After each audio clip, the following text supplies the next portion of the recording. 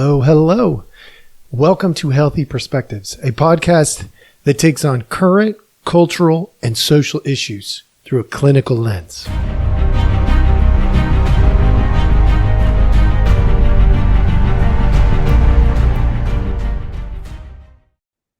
Hello. All right. Welcome back. Thank you so much for joining us. As always, we appreciate your time. Today's tip of the day is higher education has broken our trust. So I'm going to start with a quick story. Maybe one of the most experienced people I've ever known in my entire life. And my life has not been super short. I now have realized that the further I go, the more I am the old man in the room many times. As a child, I grew up with a really broken family structure. Now, in that family structure, there were some highlights, though. There were some places of strength. One of those places happened to be my grandfather. My grandfather, he served in World War II, Vietnam, and Korea. So 3 wars, one dude, amazing man.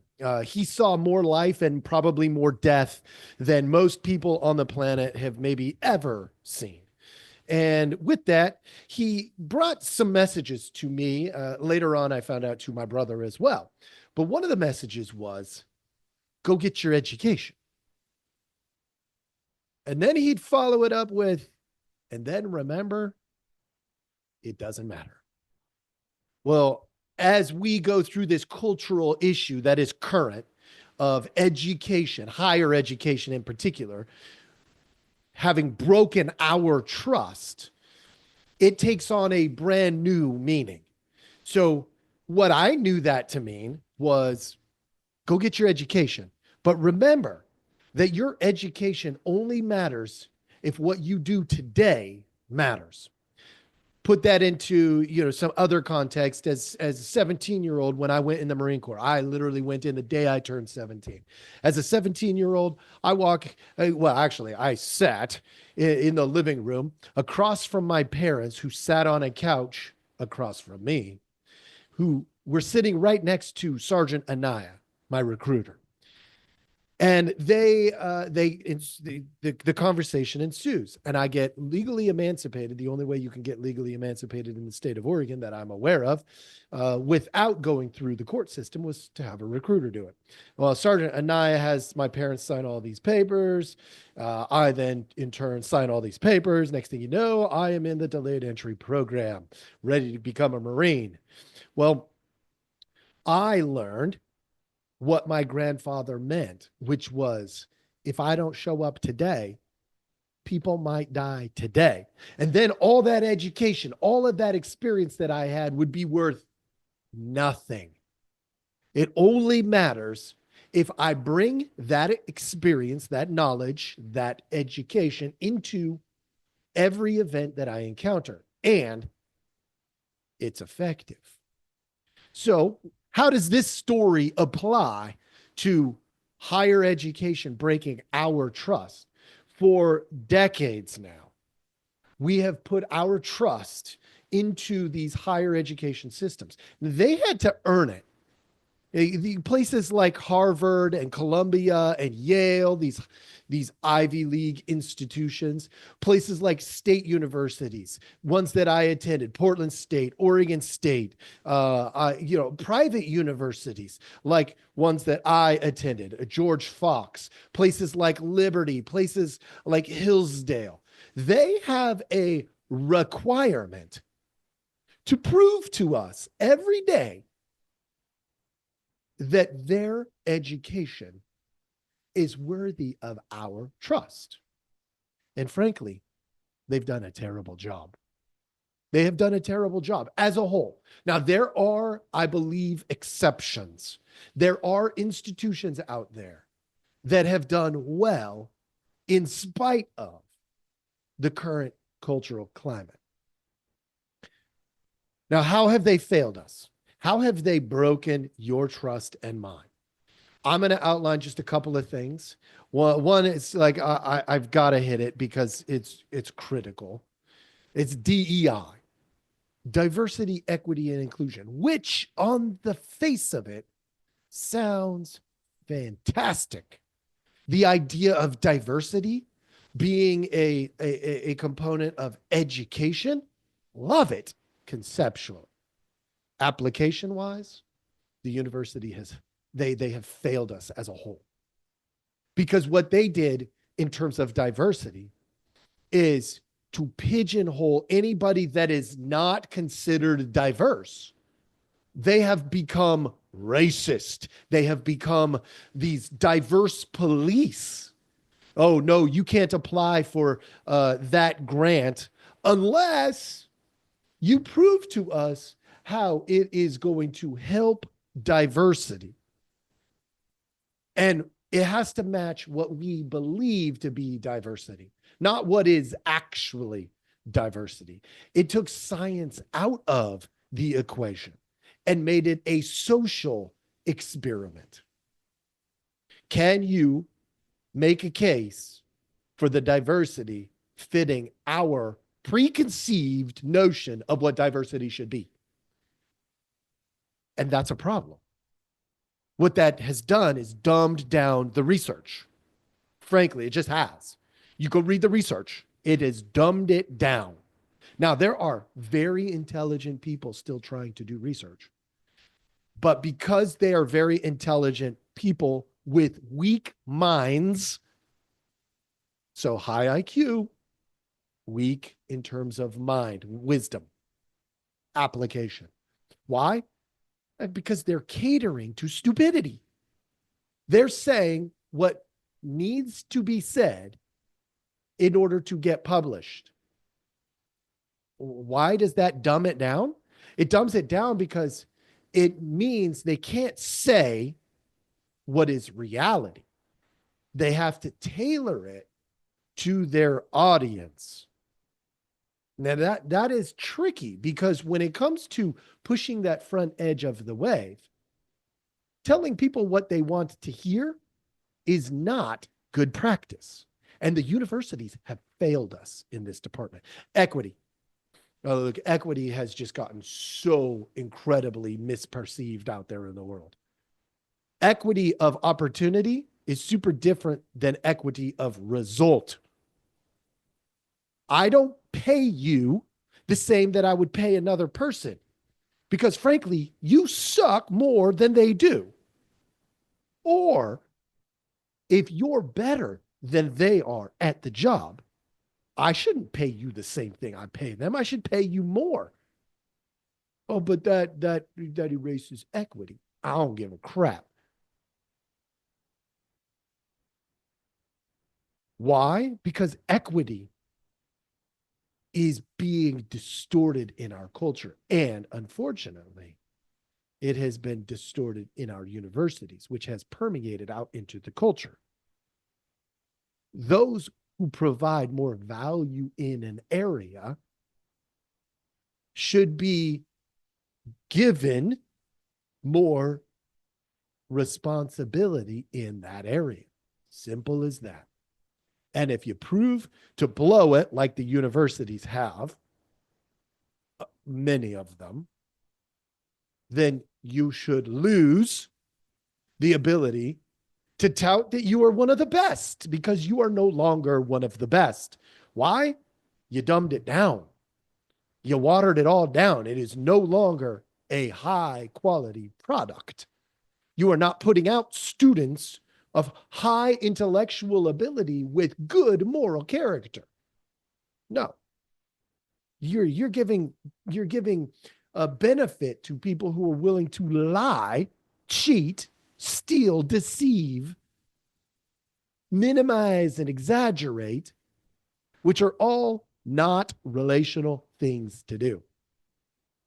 But they do it in the name of, I don't know, getting a grant. Yeah, the universities have failed us there. And inclusion, let's be real. Inclusion is now all about if you are a diverse person, then you must be included in the conversation. You have to have a seat at the table, even if you are a blithering baboon idiot. There you go. Frankly, that just means you got to be included. You could be the dumbest orangutan. You could be oh, and many of you are probably going to go, well, you can't say that. I just did. And not only did I say that, but like, let's be real. If you are a dodo bird and you are just walking around pecking the ground, you're an idiot. That's why they went extinct, folks. Don't be a dodo, be intelligent. You should be included by your merits. You should be included by your intelligence is an important factor, but applied intelligence is a more important factor. It doesn't take a genius to figure that out. The difference between knowledge and wisdom, folks. So if you want a seat at the table, you ought to have intelligence and applied intelligence, wisdom. It's what blows my mind about these universities. How many faculty who teach in the business department have never opened and run a functional business? Too many. Too many. Frankly, one of the best business instructors I ever had was a guest instructor at the university I was at. I was at Portland State, and they were a guest instructor from Portland Community College. They were a community, and why were they a guest instructor? They didn't have a master's degree. They had a bachelor's degree, but they had run businesses. They had learned from experience. And yes, they taught the content that they were supposed to teach. They also taught the wisdom that was not required in the course. So you want to be at the table? You got to line it up. Inclusion, it should be about intelligence and applied intelligence. Now it's just, well, do you know the content? Can you teach the content? And that's it. It doesn't matter if you actually have succeeded or failed in the real world. And let's be real. As much as I appreciated my education, I loved being in a higher ed institution. I loved it. There were benefits there that were fantastic. There were people who pushed me and tested me and expressed things that I didn't agree with. And we had these little battles of growth. And that isn't where they mostly are these days. It's not a battle for growth. It's a battle for supremacy. I'm the professor. I said so. It goes. It's like that whole mother-child thing. Why? Why do I have to do that, Mom? Because I said so. No, that isn't how it works. Okay. So academic institutions have absolutely failed us in the DEI area, whether you like what I'm saying or not. I'm giving you a glimpse at reality. And if you live in a fantasy, you're going to dismiss this. I hope that's not you. Okay, where else have they failed us? They have become way too politicized, frankly. Academic institutions have become dependent as a whole on federal and state monies. And that is, well, that means you're a slave to the government. And unfortunately, they're fighting for it. Harvard in particular, who could do without it. They could teach whatever they want. But they want federal money so bad that they won't do that. They're going to fight with everything they have to maintain their stream of money, of cash coming from the federal government. And frankly, I wish Harvard would get a little smarter in this area and say, okay, screw you. I don't need your money anyway.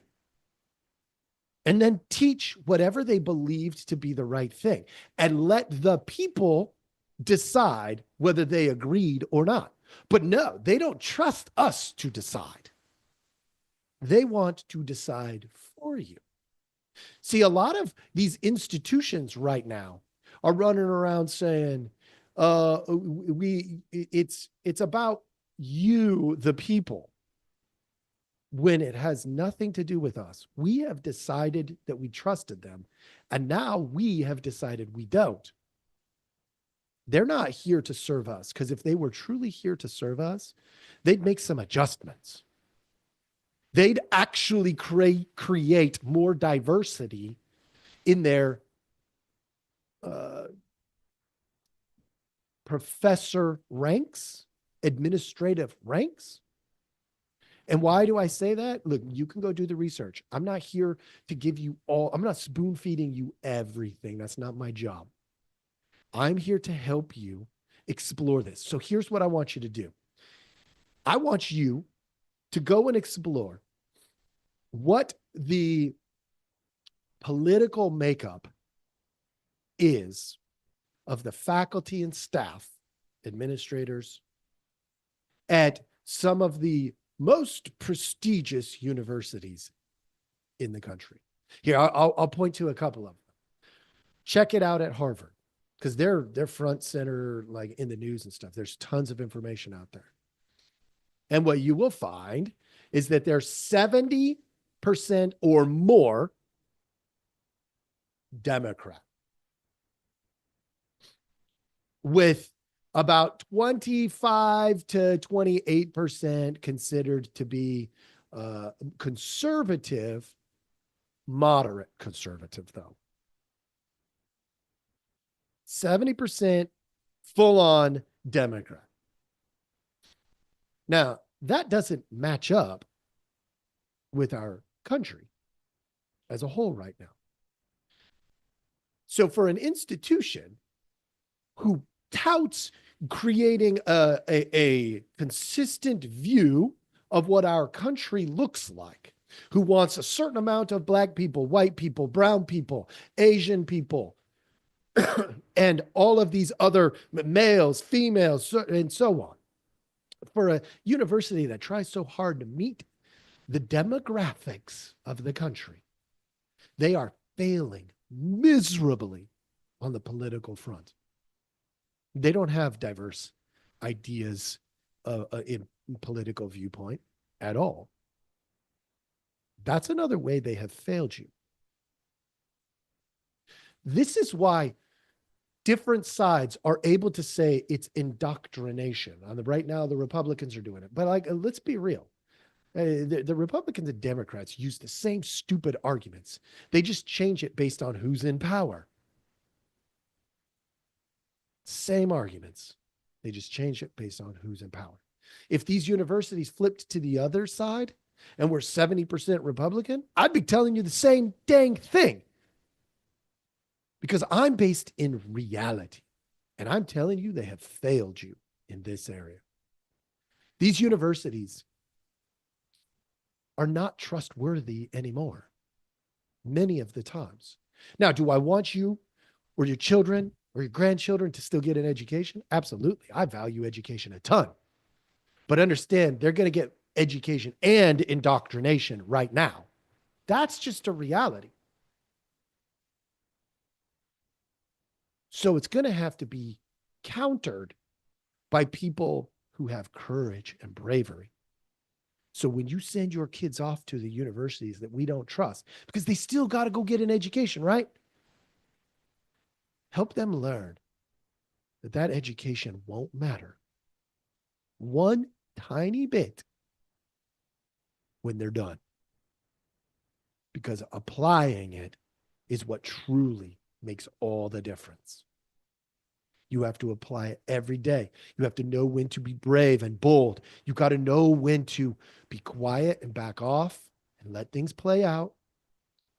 And then jump to that front and say, but no, I'm here and I see this wrong and I'm going to fix it. Or I see that this is going right and I'm going to cheer it on. Because if they don't show up every single day, after they get their education, knowing where to say, no, I'm not filling that application out for that grant. Why? Because I don't believe that if I put that DEI component in there, that I'm going to do the best research. It's interfering with my ability to do what I do best. So no, I won't do it. They got to know when to say diversity has a tipping point. I've done that podcast in the past, folks. And they got to remember that right now, higher education broke our trust and needs to earn it back. And until they do, go take advantage of the opportunities if you can. But remember, it won't matter. You still have to show up and do your job. I hope this was helpful at least starting a conversation around the academic institutions. Please like, subscribe, follow, do all those things. But more importantly, engage in the conversation. It's helpful. It changes our culture. Remember, culture is changed by the individual, by you, by me. Culture is changed by the individual. Then in small social groups, your community, your local community first, outwardly to the culture, and politics is downstream from that, which is why I am not a politic podcast. Not a political one. Thank you so much for joining us. We appreciate you and have a wonderful day.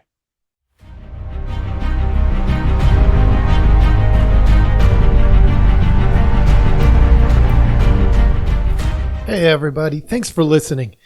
We appreciate our audience a lot, so we give you some simple ways to track us down.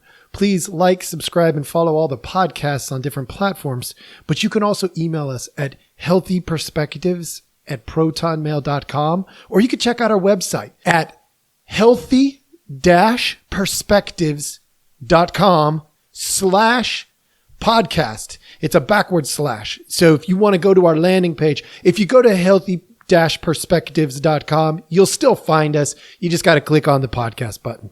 Thank you so much.